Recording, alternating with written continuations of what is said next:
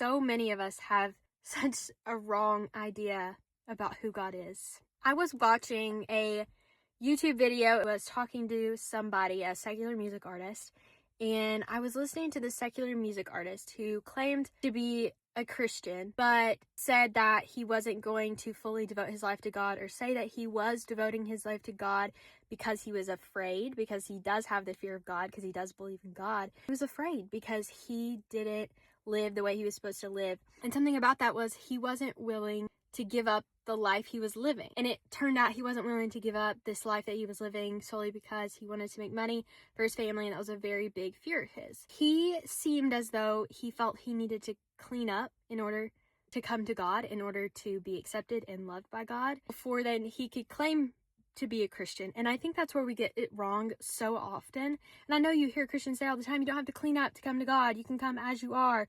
And then whenever you come as you are and you say, hey, I believe in God, then a Christian is going to be like, well, your life looks like X, Y, and Z, and tear you down. So I know why that people do that. Bryce had said, you don't need to be clean to be with God.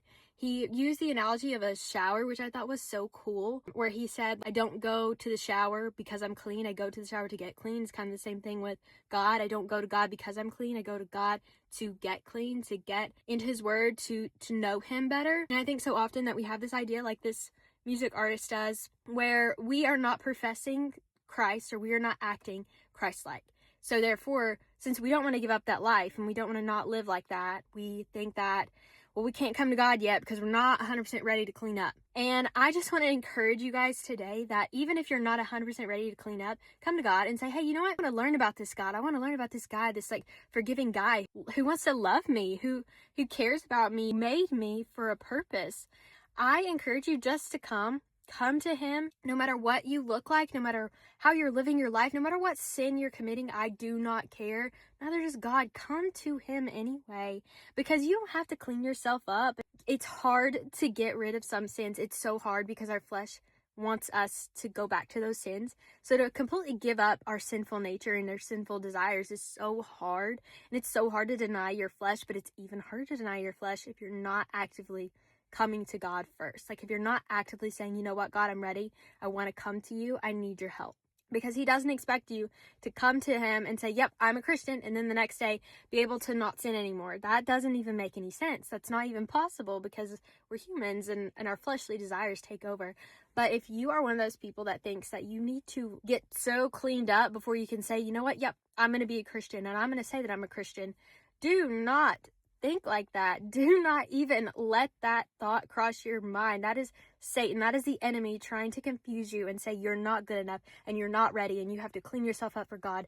And when Jesus says, hey, come to me as you are, I'm going to help you. I'm going to help you get rid of that sin. I'm going to help you get to the next spot. I'm going to allow my spirit to enter you to show you where you're supposed to go next.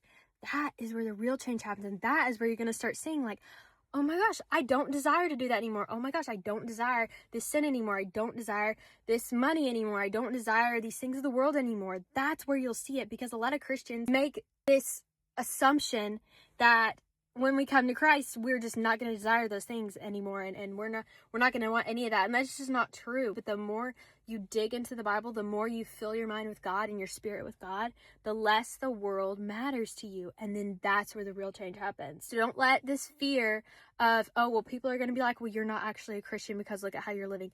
Please don't let that fear stop you from coming to God, because God wants you as you are. He will change you in the process. You do not have to change in order to come to him.